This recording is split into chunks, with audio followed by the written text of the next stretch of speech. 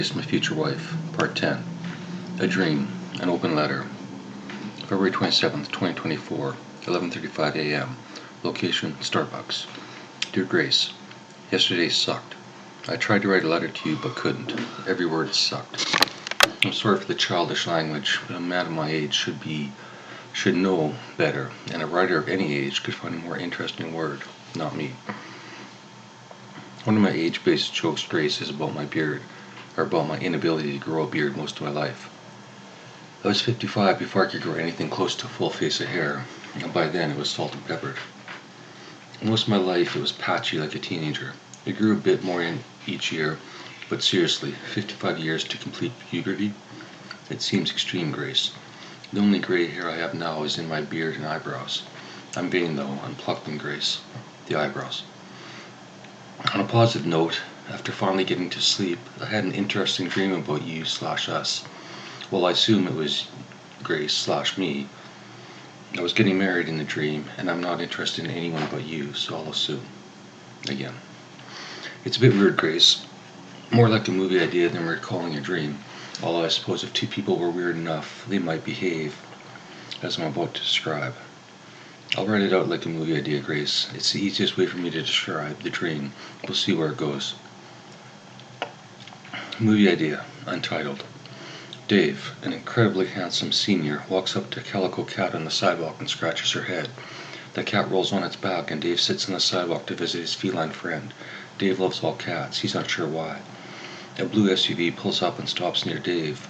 The back door opens and inside is the most beautiful woman he's ever seen, wearing the brightest pink sweater he's ever seen. You, Grace. Grace stares at David while he continues to pet the cat without breaking eye contact with her. Grace picks up a brown envelope and a pair of handcuffs lying by her side and presents them to Dave. What's it going to be? Dave realizes this is absolutely his Grace, the one he's been writing to openly for months. He knows her intention. The envelope is a response to his letters, and the handcuffs are a test to the future love. Having waited for this moment, or for a moment like this, Dave takes a breath like it might be his last, pets the cat again, and makes his decision by pointing to the handcuffs. In the back seat, Dave and Grace sit in silence. Dave's left wrist is attached to Grace's right. They hold hands but do not make eye contact. They stare at the back of the seats. Dave wonders who's driving. Grace, sensing the question, these are my parents. Dave, hi. Grace's dad begins to drive the SUV with her mom riding shotgun. They are silent. Everyone is silent. They arrive at a hotel. Dave follows Grace out her door. Grace's parents escort the couple up to a room, open the door for them, and hand them a single key, awkwardly hug their daughter, shake Dave's hand, and leave. No word spoken. If this sounds fucked, Grace, it gets weirder. I don't know where dreams come from, or story ideas, but I don't question the source. I simply write them out, hope one day someone will notice them and give me $1 million, or a few thousand, whatever. I realize so far it looks like either you or your parents are weird, but we'll see where this leads. Also, I call you the most beautiful woman I've ever seen. I'm not sure it's true, but if you are who I think you are, it is true. However, I don't deserve it, your beauty.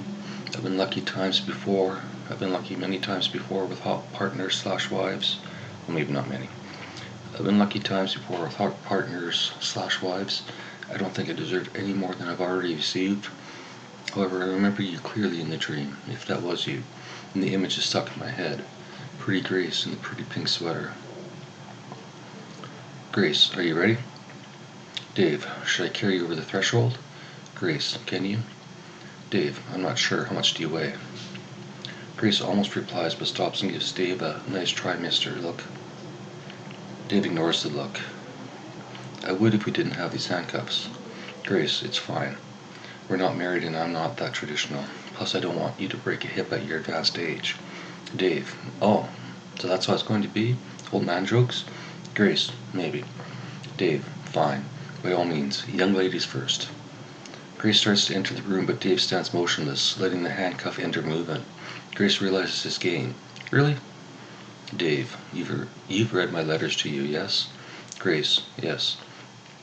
Dave, isn't this to test our compatibility, our ability to make decisions together, our chance to learn everything about the other person in what, 7 days? Grace, maybe more, maybe less. Dave, okay, I'm ready to enter. Grace and Dave enter the room. It's nothing special, not the presidential suite, but it has a nice kitchen sitting area. They walk over to the bedroom and notice one bed, a very large king-size bed.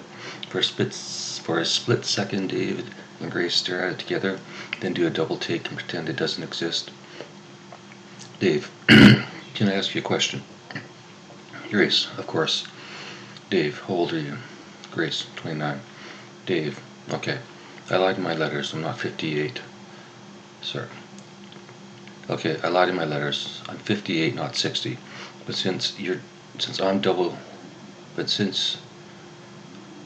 half my age, it still works perfectly. My dreams often incorporate my real life, Grace. Although to be fair, none of my past dreams have ever come true. I hope this one does come true. I'm reading almost 1,000 words per hour, Grace. Is that good? Of course, I'm not correcting my spelling errors. If I did that, it'd be wrong. 500 an hour. Back to the movie. Grace, more questions? Dave, 1,000,000. What do we do? Grace, talk, read, sleep, eat, write, walk, whatever you like. Dave, whatever? Assuming Dave means sex, Grace blushes. She feels the blood rushing to her face and tries to force it down. She fails. Dave, blushing back with mutual embarrassment. Sorry, that's not what I meant. Grace, oh. I assume the envelope was a letter to me if I didn't accept your handcuff offer? Grace, yes. Dave, can I read it anyway? Grace, I'm not sure. Alone, yes, but I don't think we'll be alone for a while. Dave. Okay, so let's set up the ground rules of this experiment. I assume we can take these cuffs off at any time. Is there even a key? Grace, yes, I have the keys. Grace pulls 2 keys out of her pocket and sets them on the table. However, if we decide to continue, we can remove these and wear some more comfortable cuffs, which I could only find at a sex boutique. Grace flushes. Dave mirrors uncontrollably. Dave, why are we embarrassed? Grace, I don't know. Dave, I feel like I should be, like I'm doing something wrong. Grace, we are not. This was your idea. I'll explain why, how later, if that's okay. Dave, yes, I'll assume we have plenty to discuss. Grace, eventually. Dave, rules. Grace, whatever we determine. Dave, do you agree with the following? The cuffs stay on our wrist 24/7 except when one of us needs to change clothing above our waists. Grace, okay. Dave, but we'll stay in the same room and pretend we are still connected, or we could chain our ankles. Grace, overkill. Same room is fine. Dave, okay. Otherwise, it's continual, no breaks. We can switch arms if needed, but until we figure this out, we are connected, or until we decide to marry, or never see each other again. Fair enough? Grace, fair enough. Dave, should we shake on it? Grace and Dave awkwardly shake hands. Dave, now what? Grace, how about a cup of coffee? Dave sarcastically, sounds good, bring me one on the couch. Grace laughs. They walk into the kitchen and work together to make a pot of coffee. They work in near silence. Dave handling the right side of the operation, and Grace to the left. Sitting on the couch together, Grace breaks the ice. I'll need to use the washroom in 30 minutes or less. Any thoughts? Dave, can you pee in the dark? Grace, who said it was number 1? Dave, yikes. Can you do your business in the dark? Grace, most of it. Dave, toilet paper poop check? Grace, exactly. And why can't you just close your eyes? Dave, I'll get dizzy. Grace, dizzy? Dave, yes. You know when the room starts to spin around, but I can turn around and look at the floor while you do your business. Grace, okay. Dave, this is so ass backwards, pardon the possible pun. Grace, agreed. Dave, do you think this will work? Not the bathroom. Us? Grace, I'm willing to try. Dave, I have no choice. Grace, you have a choice, Dave. It's the first time Grace has addressed him by name. Dave grimaces at the sound of her saying it. It's weird yet familiar, like she's been talking to him as an old friend for years, not hours. Grace, scared when I say your name? Dave, no, it's just odd. It feels like you've been calling me Dave for centuries. Plus, as you know from my letters, I haven't had a conversation in years. I barely recognize my name. Grace, I understand. Now is your chance. Grace holding up the cuffs. Captive audience? Dave smiles. He looks into Grace's eyes and realizes he's screwed. He's in love. Grace returns the feeling. They lock eyes and begin crying together. Dave, through tears. Can we turn the lights out? Together, Dave and Grace turn the lights out, close the curtains, and return to the couch to cry in anonymity. I don't know why I use that word. I can't fucking say it. They hold hands but refrain from hugging. It seems too much for both of them. Neither is willing to make the first move. The tears slow down, and 15 minutes later Grace states, "It's time." Dave, time? Grace, bathroom. Good news, only number one. Dave snickers. Okay. Grace, we can keep the lights out in the washroom now, I think. I'm getting used to the dark and no poop check required.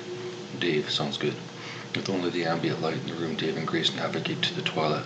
While Grace urinates what seems to be very loudly, Dave looks at the floor. Are you embarrassed, Grace? Grace, not in the dark. Dave, okay. Grace suddenly realizes the problem, the logic of everything, and asks, "How did you find me, Grace? How did you know I wrote those letters?" Grace, you left too many clues. I knew I could find you by stalking libraries and Starbucks. Once you shared a few photos, it was easy to find the areas you were visiting. Dave, sure, but how did you know it was me? Grace, I don't want to say while I'm sitting in the toilet half naked with a man I've never talked to in person until today. Dave, fair enough. Do you tell me in the letters you wrote? Dave, fair enough, but do you tell me in the letters you wrote to me? Grace, yes. Dave, so cough up. Unless you're still peeing. Don't cough and pee. With Dave still staring at his feet, Grace stands up and pulls her pants up with one hand. As they return to the living room, Grace tells Dave, "I had a friend spy on you." Dave, spy? Grace, I had a friend sit beside you and look at your computer screen until you brought up your Twitter account. Dave, which is linked to my Substack, and the rest is history. Grace, basically. Are you mad at me? Dave, no, I'd done the same if I was in your position. But how did you know it was me? I never described anything physical about me, and I'm obviously not an extremely handsome senior like I described myself. Grace avoiding Dave's eyes. It wasn't just friends. I looked too, and my family helped. We looked for an old guy who looked like a writer, and you fit the description. It took a while to find you. I'm afraid we spied on more than a few old men in front of a laptop. Dave, I'm still confused. Grace, David, I'll get to everything in time. You will eventually understand. I'm sorry, it's not easy to explain. Dave, feeling like he was put in place by his mother with the David told, gives up. Okay. I realize, Grace, that for a dream this is a considerable amount of dialogue that I've remembered. I don't have a perfect memory, Grace, but sometimes my dreams feel so real. It's more like recalling an actual experience instead of a dream. However, this was not a lucid dream, Grace. I had no control. If it was, and you look like the woman in my dreams, I think the handcuffs would have been used to attach me to the bed while you take advantage of me for hours. Too much, Grace? Back to the story. Grace flushes. Dave, are lights okay now? Grace, yes. Grace washes her hand and accidentally parted Dave's left, which was forced to stand nearby during the cleaning. David, remembering his experience with a broken hand and barely being able to wipe with his left hand, realizes Grace may have struggled. Are you left-handed? Grace, no, but I wipe with either. I read your letters, Dave. It's different for girls. We are used to feeling around down there. Isn't that what you said in your first or second letter? Dave, right, I forgot you're a step ahead of me, thanks to your spies. Grace, family and friends. Dave, whatever. Dave, so I guess it's your turn. Tell me your story or let me read it, whichever you prefer. Grace, can you read in the dark? Dave, why? Grace, I don't want to see your facial expressions while you read. Dave, why? Grace, because when you write, you show your emotions on your face. I can basically match it to your letters. Dave, are you recording me while I write? Grace, I've watched you and then read the letter the next day. It's obvious to me, David. Dave. Grace, okay. Dave, where did you watch? Grace, library. Dave, okay. Dave, how about a blindfold? I don't mind if you sit in your own darkness while I read. Does that work for you? You're already handcuffed. How much worse could a blindfold be? Grace, yes, that's fine. but I don't have a blindfold. Dave takes off his cuff, removes his hoodie, and hands it to Grace. Understanding, she puts it on and pulls it over her eyes and tightens the string until she looks like a child heading out to play in the snow. Grace, does it ruin the experiment if I grab another copy of my letters to you out of the suitcase while we are detached? Dave looks around the room to his spots of travel bag. Sure. Grace retrieves another envelope from the suitcase, returns to the couch, hands it to Dave, and reattaches her cuff. Here you go. There's more to the story, Grace, but I'm tired of writing, or tired because of writing. I'll continue it more tomorrow. I'd say sorry to leave you hanging, but if you really are Grace, you already know how the story ends, no? I might be getting lost in my own circle of logic, Grace. On another note, here's a link to a news story out of Vancouver. A restaurant was punished for allowing patrons to dance on New Year's Eve. Sure, they were also over capacity, but the offense they were charged with was dancing in a restaurant.